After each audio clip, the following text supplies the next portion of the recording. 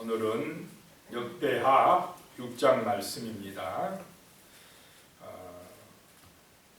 솔로몬의 축복과 또 솔로몬이 하는 기도가 나오고 있습니다. 1절에 보시면 그때에 솔로몬이 이르되 여호와께서 깜깜한 데 계시겠다 말씀하셨사오나, 여기서 깜깜하다는 것은 구름 가운데 계신다 이런 말씀입니다.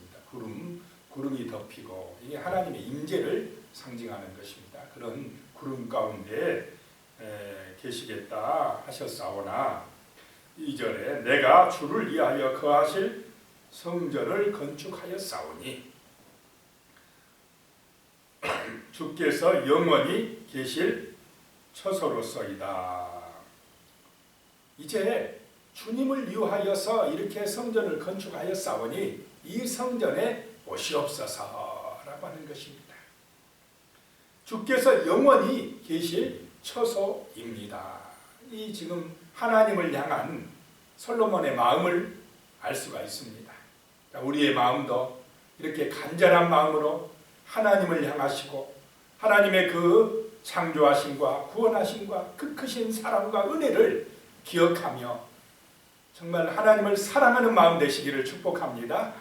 하나님을 이렇게 진실로 예배드리며 하나님께 예배드리며 하나님을 경외할 때에 우리에게 우리의 마음과 생각과 또 우리의 삶이 온전하게 되고 사랑스럽게 되고 아름답게 될 줄로 믿으시기 바랍니다.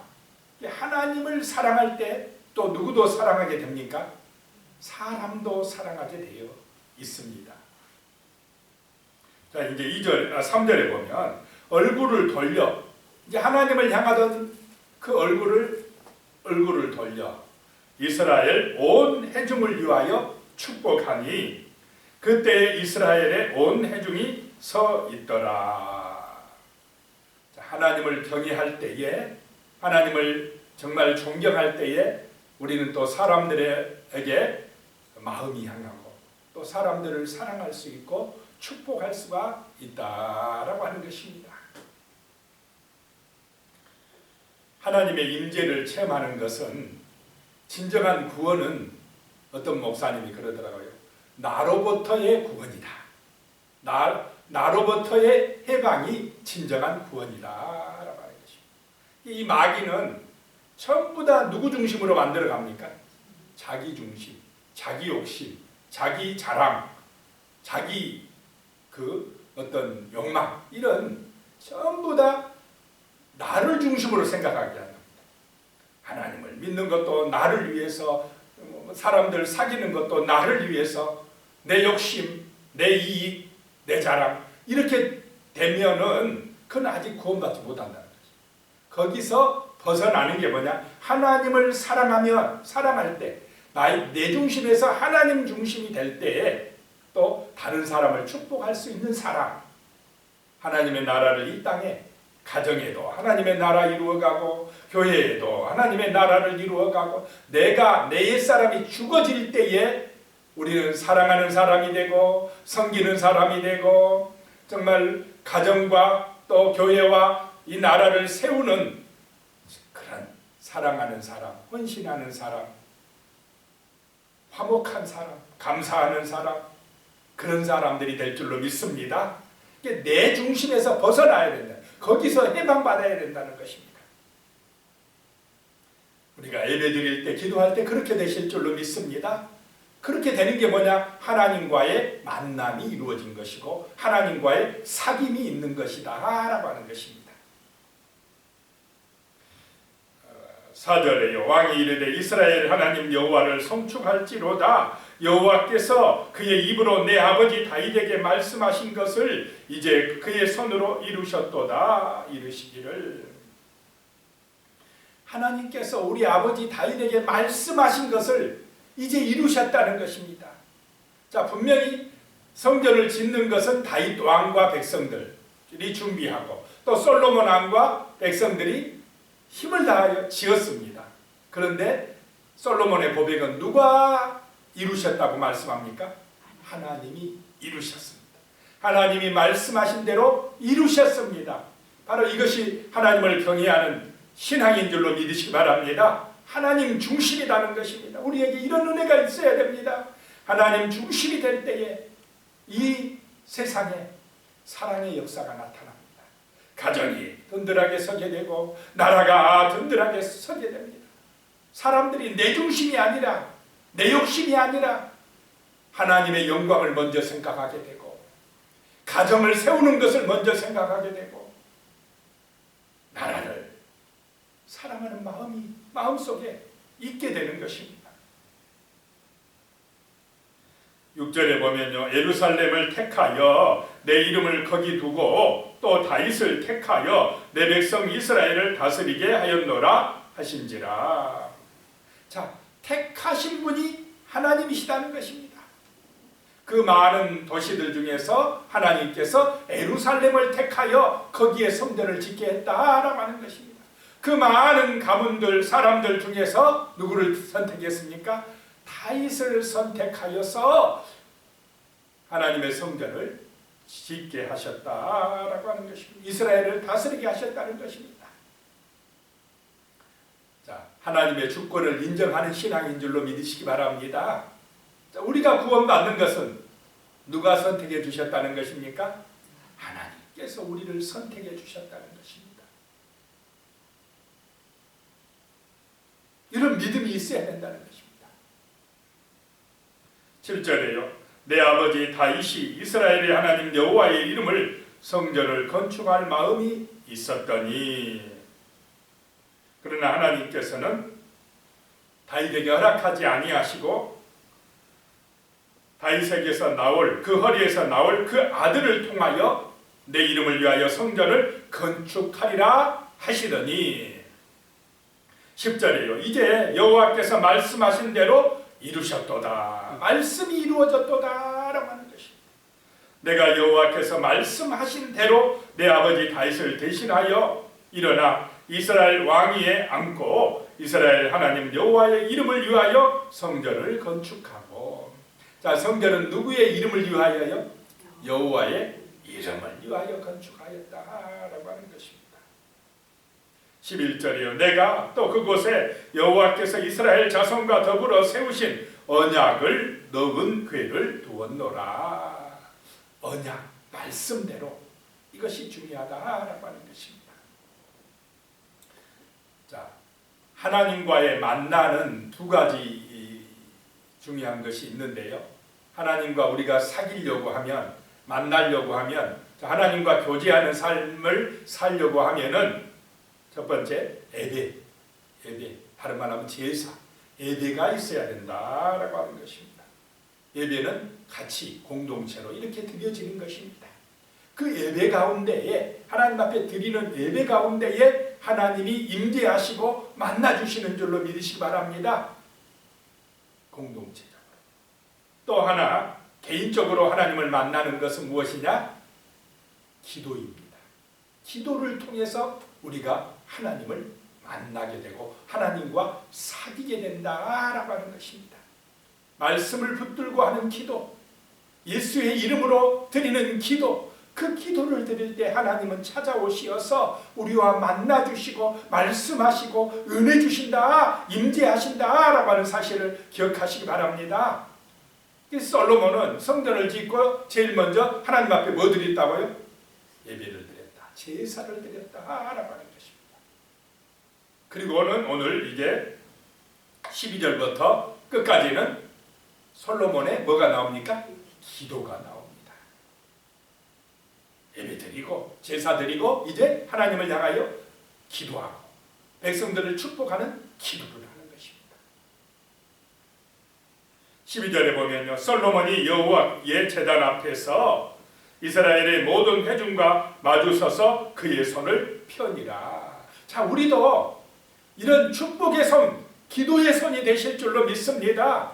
우리 부모님들이 가정에서 자녀들을 위하여 계속 믿음으로 기도하며 축복할 때에 그 축복을 받은 자녀들이 복을 받아 믿음 안에서 승리할 줄로 믿습니다. 축복해줘요.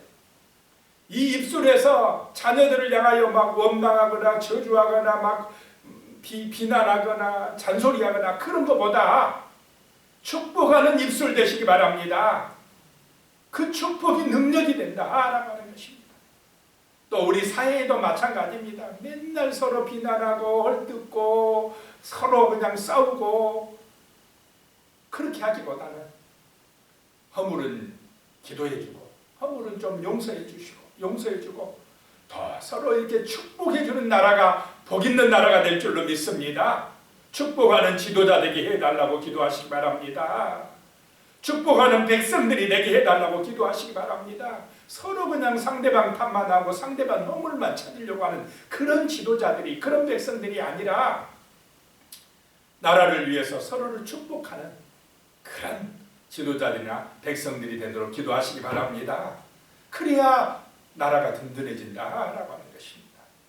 가정도 그래야 견고하게 되고 복을 받는 가정들이 됩니다.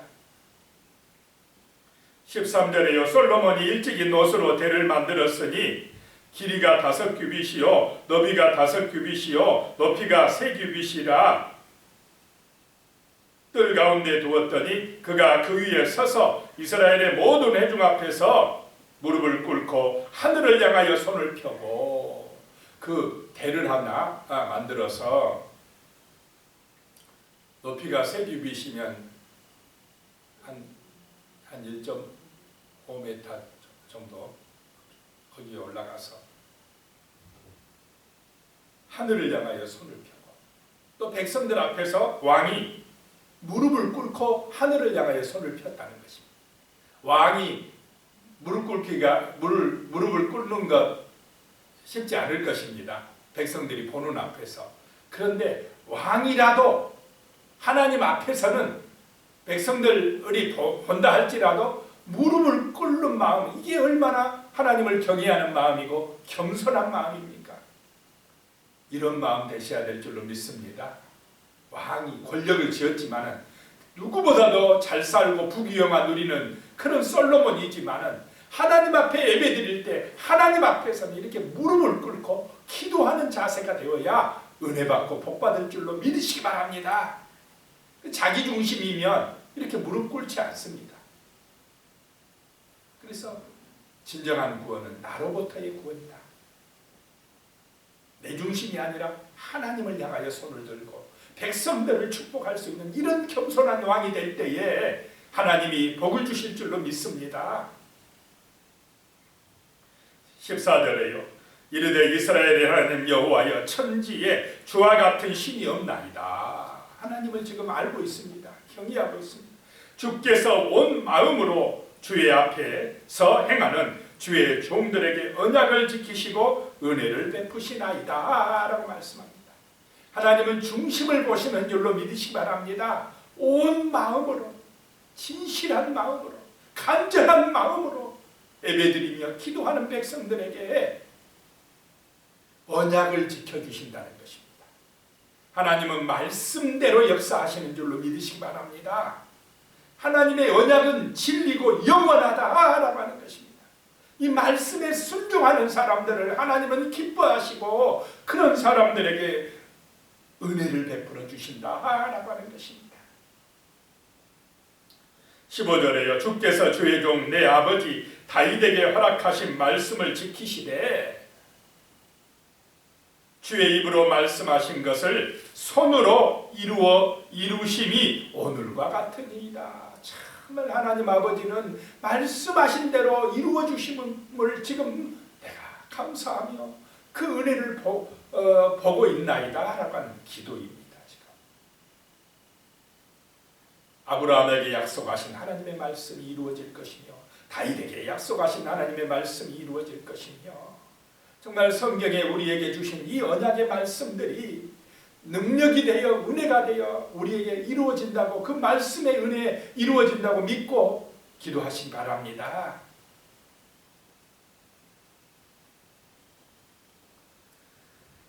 (16절에요) 이스라엘의 하나님 여호와여 주께서 주의 종 내 아버지 다윗에게 말씀하시기를 내 자손이 그들의 행위를 삼가서 내가 내 앞에서 행한 것 같이, 다윗이 하나님 앞에서 행한 것 같이 내 율법대로 행하기만 하면 내게로부터 나서 이스라엘 왕위에 앉을 사람이 내 앞에서 끊어지지 아니하리라 하셨사오니 이제 다윗을 위하여 그 허락하신 말씀을 지키시옵소서. 그 말씀을 확실하게 하시옵소서. 자, 철저하게 지금 솔로몬이 뭐 붙들고 기도하고 있습니까? 말씀을 붙들고 말씀을 믿고 기도하고 있습니다. 자기 뜻대로 기도한 게 아닙니다. 자기 욕심대로 기도한 것이 아닙니다. 아버지처럼 아버지의 신앙을 본받아 그 언약 붙들고 기도하는 것입니다. 19절에요. 그러나 나의 하나님 여호와여 주의 종의 기도와 간구를 돌아보시며 주의 종이 주 앞에서 부르짖는 것과 비는 기도를 들으시옵소서. 돌아보시고 들으시옵소서. 그래서 이 솔로몬이 이제 또 백성들을 향하여 기도하는데 7가지 기도를 합니다. 22절부터 마지막까지 나오는데, 자, 22절에 보면 첫 번째 기도, 만일 어떤 사람이 그의 이웃에게 범죄함으로 맹세시킴을 받고 그가 와서 이 성전에 있는 주의 제단 앞에서 맹세하거든. 이웃에게 범죄했을 때 그게 이제 다시는 하지 않겠다 이런 또 맹세를 했습니다.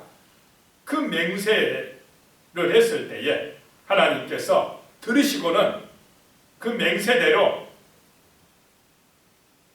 그 행위대로 심판하시고 또 의롭게 해주시옵소서라고 기도합니다. 이웃에게 범죄하는 것, 그때에 회개하고 하나님 앞에 용서를 빌 때에 하나님이 기도 들어 주시옵소서라고 하는 것입니다.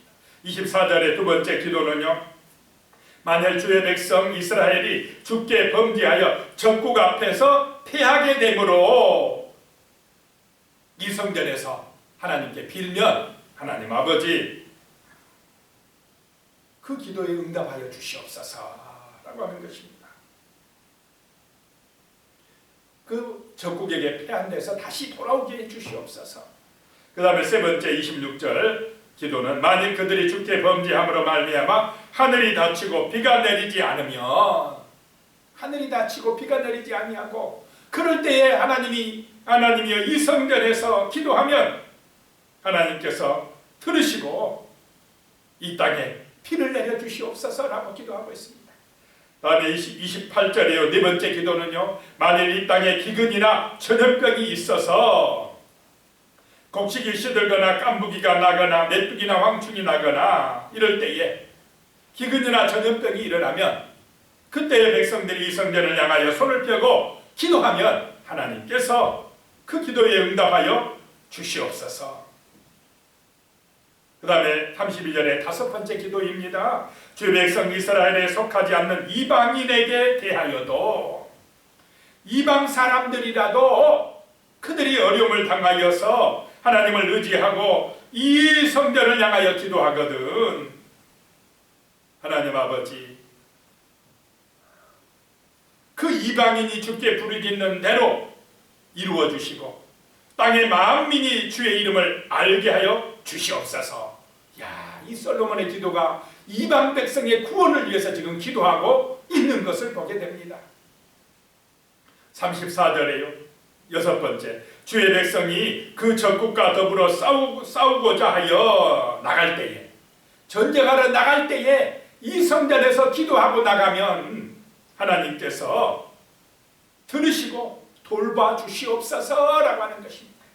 그 다음에 마지막 일곱 번째 36절에요. 주께 범죄하지 아니하는 사람이 없사오니 그들이 주께 범죄함으로 주께서 그들에게 진노하사 그들을 적국에게 넘기시매. 이 죄지어가지고 적국에게 넘기시매. 나중에 어디로 끌려갑니까? 바벨론 나라로 포로로 끌려갑니다. 솔로몬이 아마 이게 영감을 받았는지 그때까지 내다보고 있는 것입니다. 적국에게 넘기시며 적국이 그들을 사로잡아 땅의 원근을 망라하고 끌고 간 후에 그들이 사로잡혀간 그곳에서 정말로 이 성전을 향하여 기도하거든 다시 뭐하게요? 돌아오게 해주시옵소서라고 기도를 하고 있습니다. 이 솔로몬의 기도 정말 간절한 믿음의 기도입니다. 우리가 하나님을 만나려고 할 때에, 하나님과 사귐이 되려고 할 때 온전한 예배를 드리고 그 다음에 또 뭐 하라요? 언약을 붙들고 기도하는 삶. 그래서 하나님과의 아름다운 교제, 깊은 교제가 있는 은혜의 삶이 되시기를 축복합니다. 기도드리겠습니다. 하나님 아버지, 정말 우리의 삶에서 늘 하나님과 사귐이 있는 은혜로운 삶이 되게 하여 주시옵소서. 진실로 우리의 마음이 주를 향하게 하여 주시옵소서. 주님을 경외하는 마음 되게 하여 주시옵소서.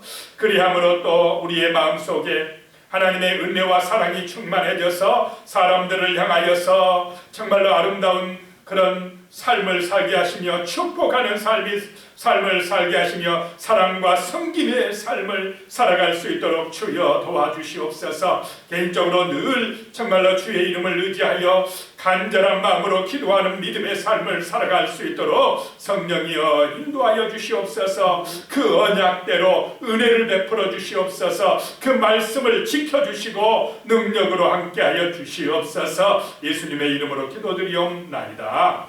아멘.